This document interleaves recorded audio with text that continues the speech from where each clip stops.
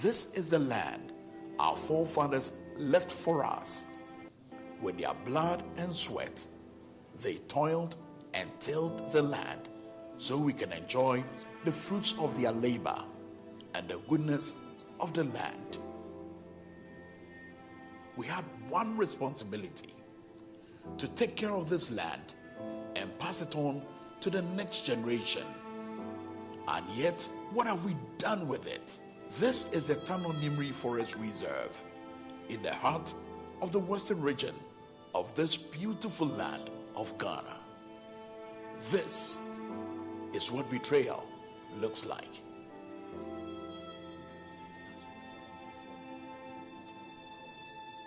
This is what Akwanta Mining Company has done to the Nimri Forest Reserve.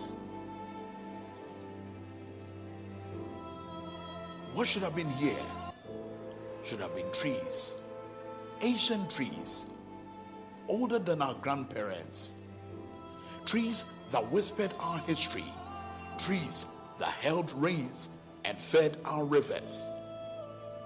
Now, they are just corpses in a graveyard. This is the Tano River, which once gave life to the people of Summerboy and its environs. Children swam here, women cooked with it, farmers watered their crops with it and drank from it. The fufu and palm nut soup we so enjoy was birthed here. It shall be the policy of this government to ban the issuance of leases for mining in all forest reserves. We shall also move promptly to revoke all leases issued for the same purpose under the previous government. We are coming to you. We are coming after you.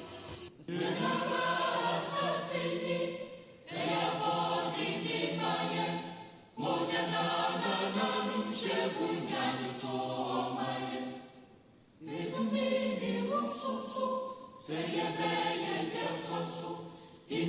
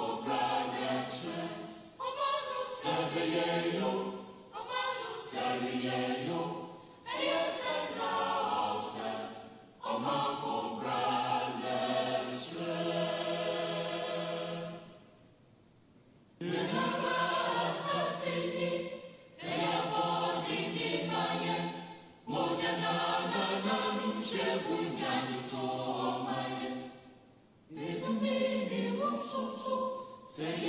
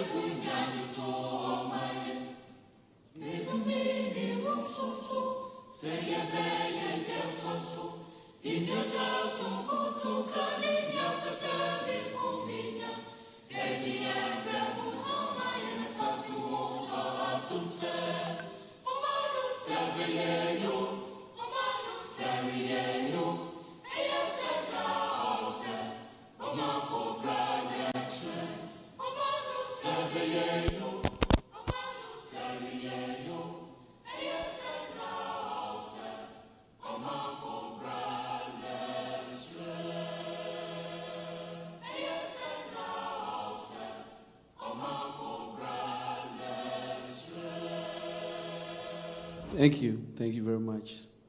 I'm sure that after watching this video, if you are not emotional, I don't know, it got me the first time I did this video. Excellency, our respected clergy, CSOs, distinguished invited guests, I'll give a presentation and as has been already told, and I'll give an update on how deep we were sunk when we began.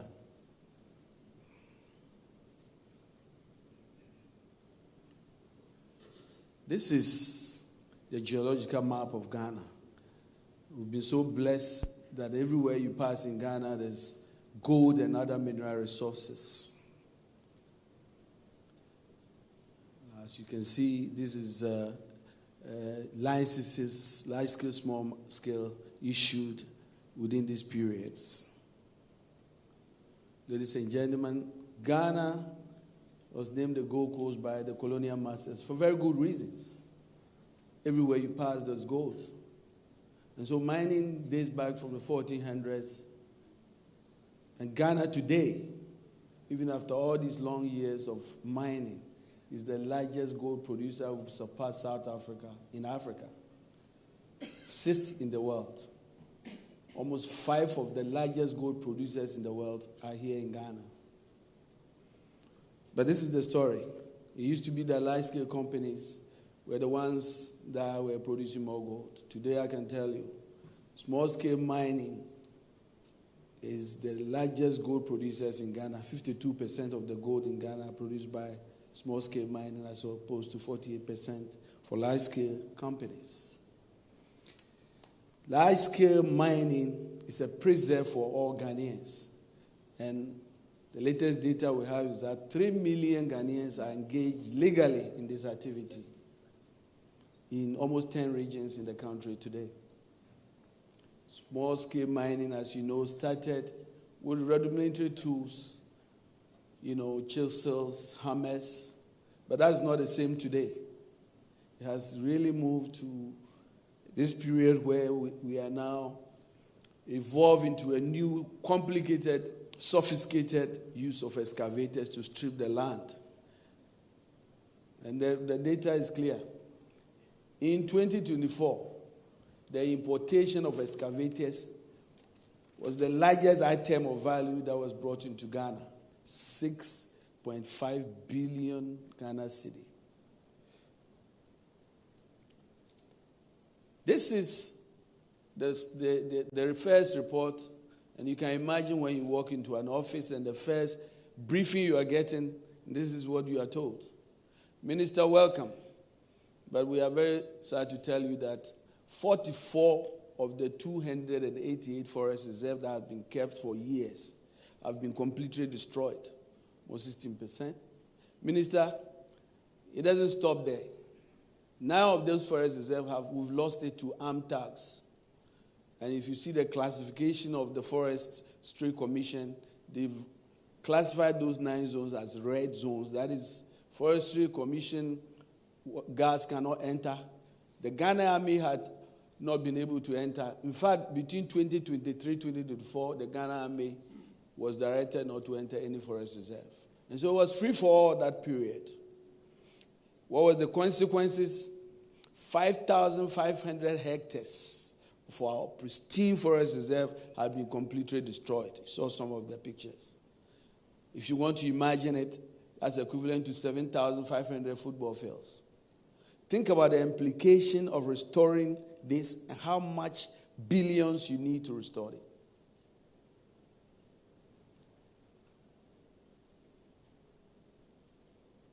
And these are the impacted areas in Ashanti, Bekwai, Nkawie, Mankraso, Western Takwa, Dabuasti. So these 3 regions really are the main areas that has been impacted. I've already talked about the classification. If you had done it in color form, you have seen that the top one is no go. The second one, which is like gold, is an area that is close to the first one. 18 is medium, you can manage. So they go in, they clear them out, they come back. And then the 5th one is the green zone, where basically we have we can control. This is what we came to meet. This is the deepest we were sunk. And so I've talked about the red zone. And these were the 9 no-go areas. Jemra, Afao Hills, Tano Anua, Offense Shelter Belt, Anua East.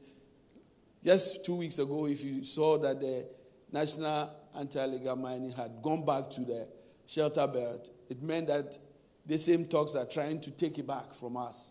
We were immediate, we were swift, we were brutal. This is the extent of focus. Ladies and gentlemen, this is the Apamprama Forest Reserve in the Ashanti region. What you are looking at is not a city. It's the area view of our forest region, how damaged it is. Let's move from the forest to the water bodies. It even gets worse. We have 3 water systems in Ghana, the Volta, Southwestern, and the coastal basins. The Southwestern is the most impacted, especially rivers like Ankobra, Prata, and Onabia. And it gets worse. Constant importation of champagne machines, digging deep and polluting the water with dangerous chemicals has been the story.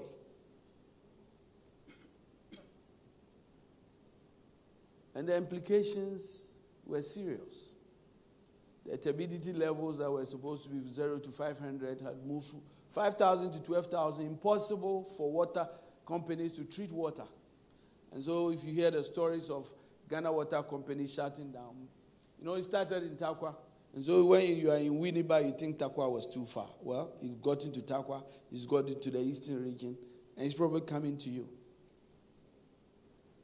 The impact didn't stop there. The incidence of renal diseases, bird defects, impact on agriculture and food production and our cocoa production. It's all well known. And I think these are the impact, and it's very, very clear. And yet, ladies and gentlemen, law enforcement was weak. Slow investigation. This data should tell you that in 2024, 2023, total arrests, 35 prosecution. Should give you a picture, 4%. I think that we'll talk deeply about identifying the root causes. Why are we here? How did we get here? It was obvious that most of the people in all these areas did not understand the implications of this damage. The implications of the destruction of our water bodies and our forest reserve, our very lives, the foundation of how we survive. There was also clearly weak enforcement of mining regulation. The real problem was also with the regulators, the Minerals Commission and the EPA. I must be the first to say it. It was very clear how we issue licenses was even discouraging people in mining areas and poor people from going through this queue. It was pointless. Unemployment, poverty, and limited access to opportunity were clear factors as well. It got worse. Corruption among political officials and law enforcement agencies who were supposed to lead the effort were all complicit, clearly. And then it was not even helped by the price of gold that kept going up. So it became clear that if I'm a teacher and I can easily make some bucks illegally, enforcement is not there. All I have to do is do it and then just pay some bribe. So it was free for all. This is when we came in. January 2027. You even remember the short period of time, how many licenses were rushed and given out. It was not even enough. This is the directive of President Mahama. You are going to do everything possible to bring this problem under control. So we began the 5 pillars, 5-pronged approach to talk about where we are, the crisis we face, We began with stakeholder education and engagement. Because ultimately, this fight will not be won by guns. It will be won by the heart and soul of every Ghanaian.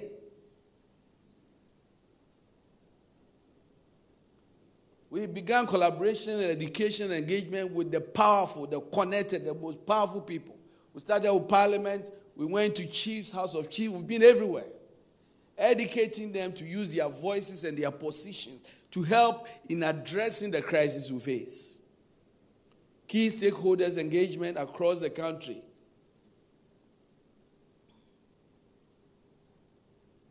A long list of everybody that matters in Ghana has been engaged within this short period of time. The second is what I talked about. We must completely, overhaul our regulatory regime. And we began by revoking those licenses that were given within that transitional period. And then embark on an aggressive process to review the large scale, small scale. We just finished earlier the small scale mining review. You will be shocked. Processes that should be followed were not followed. It was obvious that you have to be politically connected to get a license. It was very, very clear that if you do not have a political godfather, it will take you years to get a license. It was clear that the MCAS system that should allow everybody in the comfort of his room to see what is going on in the Minerals Commission was not happening. We initially came out with 907 licenses that had problems. But we didn't want to simply revoke the licenses. We gave opportunity to the small-scale miners to come in and show what they have. We've done the complete due diligence, and let me thank the chairman of the review, my able deputy minister, for this effort. I can tell you that the review is almost closed. At least, I'm sure, by next week when we announce it, at least 250 licenses will be revoked. I'm very sure about that one.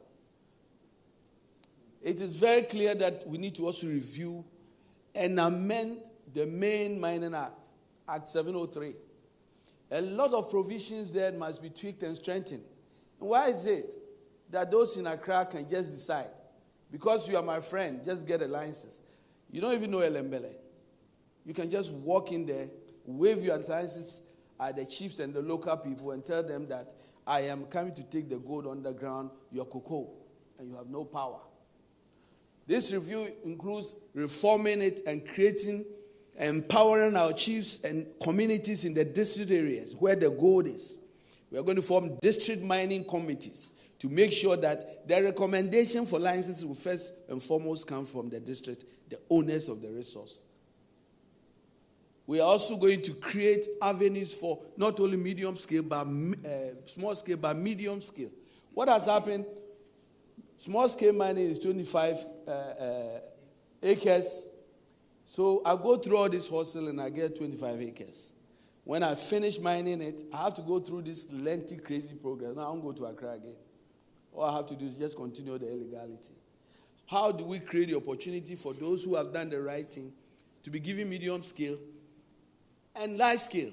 As the president has announced, we have been, as Ghanaians, at the back of the bus. We've been in the middle in the mining industry for over 100 years. We think that Ghanaians have reached the point where they can have the commanding heights of the mining sector, as Nkrumah will describe. And when you see the president making the case that when we give you a 30-year mining lease, it is not automatic, that it's going to just be given. And that we are going to now move in that direction to empower Ghanaians. This is what the president meant. And so we are doing a lot. I'm very happy to tell you that within this 9 months, we've visited every region, we've met every House of Chiefs, we've met the National House of Chiefs. We are almost 90% complete with the reform of the law and the policy, and I believe next year all these amendments will be in place. This is how much we have been working. On regulations, as I've described, we have audited, and I think I've made all these points already.